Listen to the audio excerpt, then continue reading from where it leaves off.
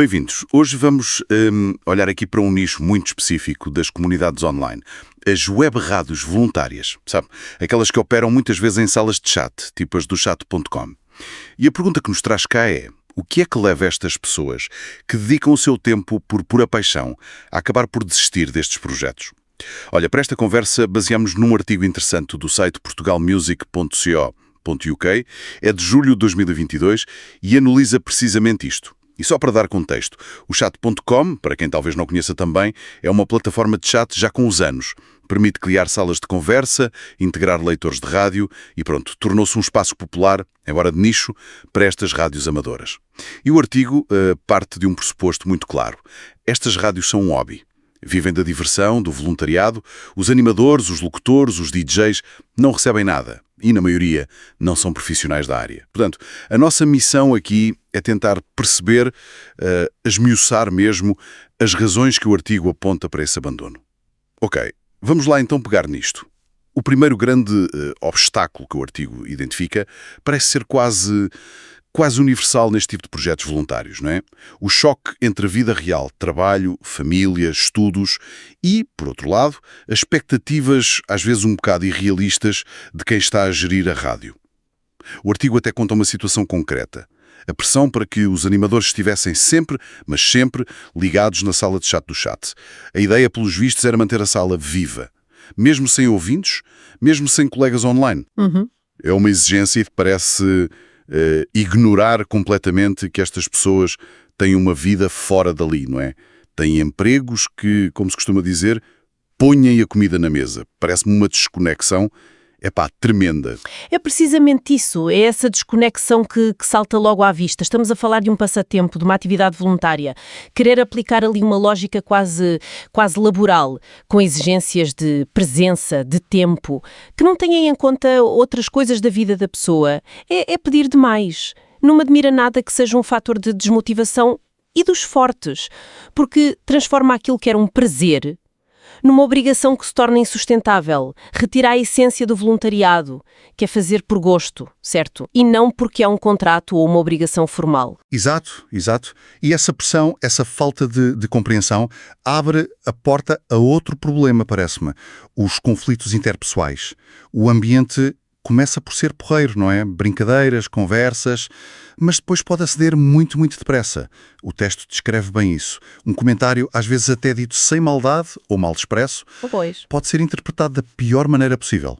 E, de repente, instala-se ali um clima de guerra, que leva às expulsões, aos tais bans, que impedem a pessoa de voltar à sala e, claro, ao abandono.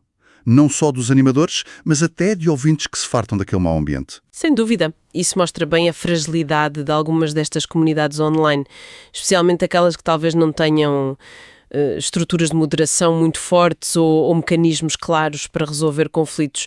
Pequenos mal-entendidos, coisas mínimas, podem escalar de uma forma desproporcionada e são alimentados pela falta de comunicação não verbal, pela facilidade com que se escreve algo ali no calor do momento, não é?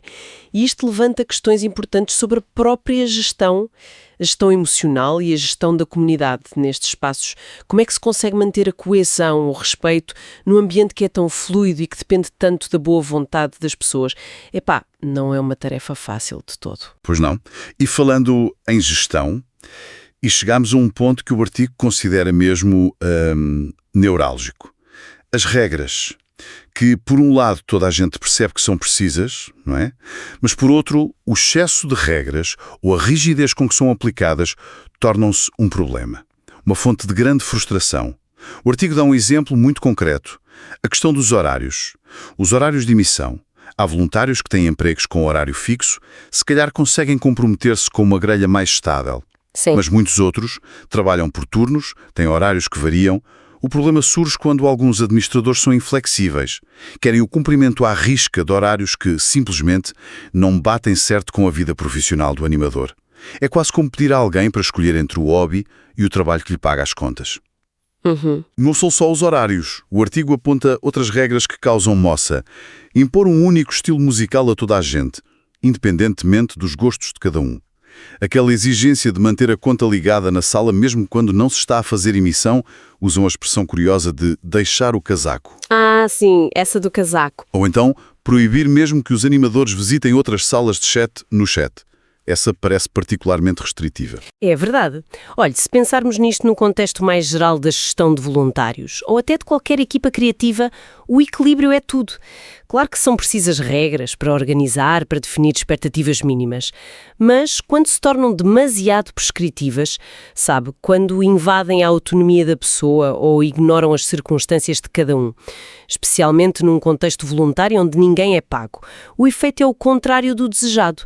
Em vez de organizar, sufocam, matam a iniciativa, a flexibilidade, o próprio espírito de comunidade que devia ser a base disto tudo. Essa regra de proibir visitas a outras salas, por exemplo, isso já roça o controle quase possessivo, não acha? Sem dúvida. E esse leva-nos direitinhos ao ponto seguinte que o artigo destaca e que aparentemente causa bastante irritação.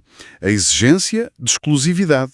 O texto fala de casos em que animadores foram penalizados, foram expulsos, foram banidos, só porque foram vistos noutras salas do chat. Salas onde podiam ter amigos, onde se calhar gostavam de ouvir outro tipo de música, ou só por curiosidade. Não era por estarem a trabalhar para outra rádio, era só por estarem a circular na plataforma. E a crítica no artigo é bastante direta neste ponto.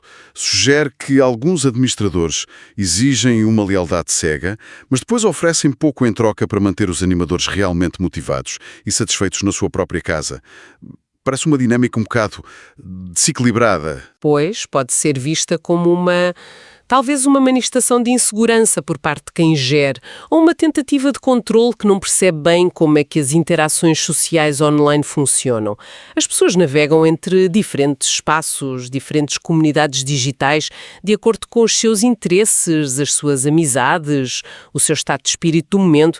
Tentar impor fronteiras rígidas e uma exclusividade quase contratual num passatempo voluntário, não é só irrealista, como demonstra uma falta de confiança na própria capacidade de criar um ambiente que seja atrativo, que seja recompensador, um ambiente que retenha as pessoas pelo seu valor e não por coação, percebe?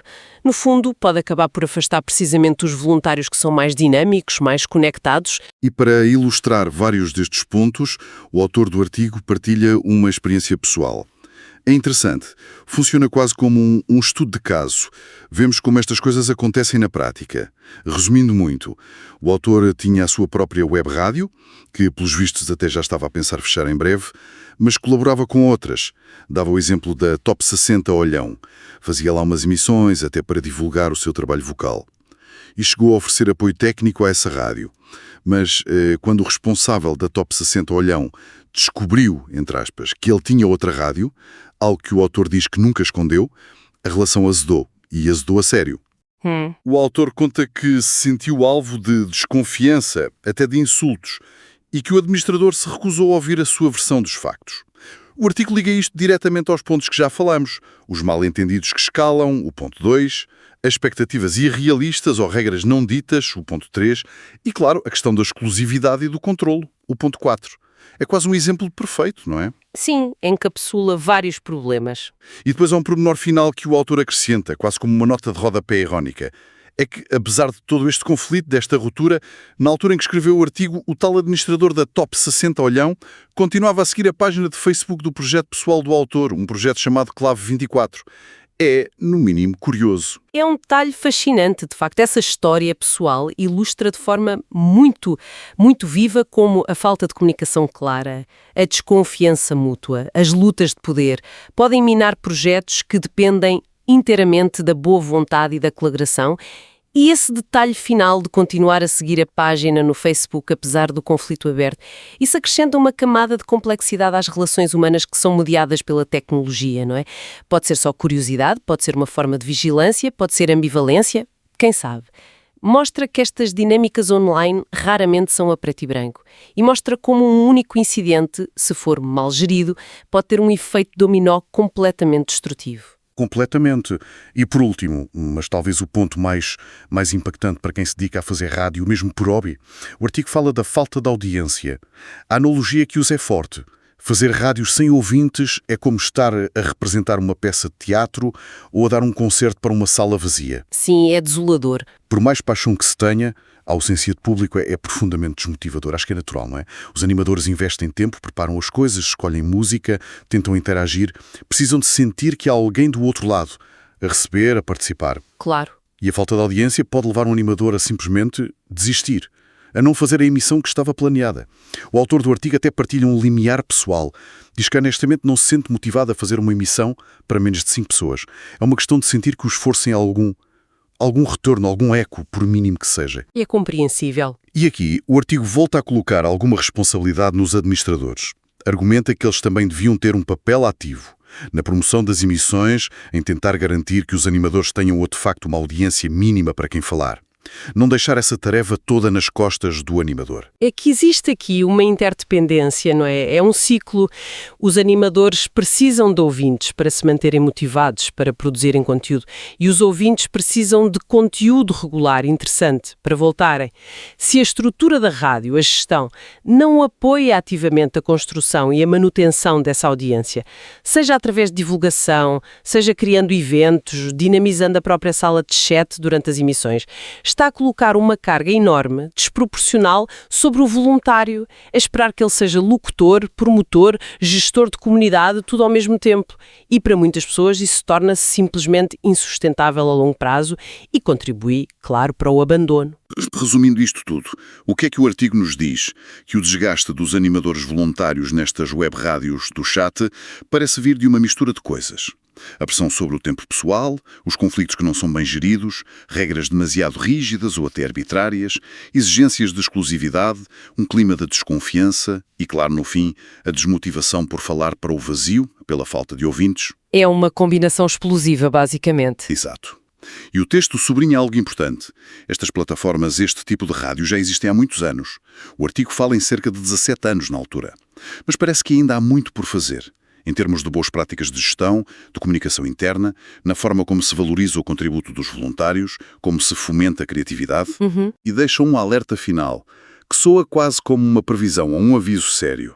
Diz que se estas mentalidades administrativas mais controladoras, inflexíveis, desconfiadas não mudarem, o futuro de muitas destas rádios pode ser sombrio.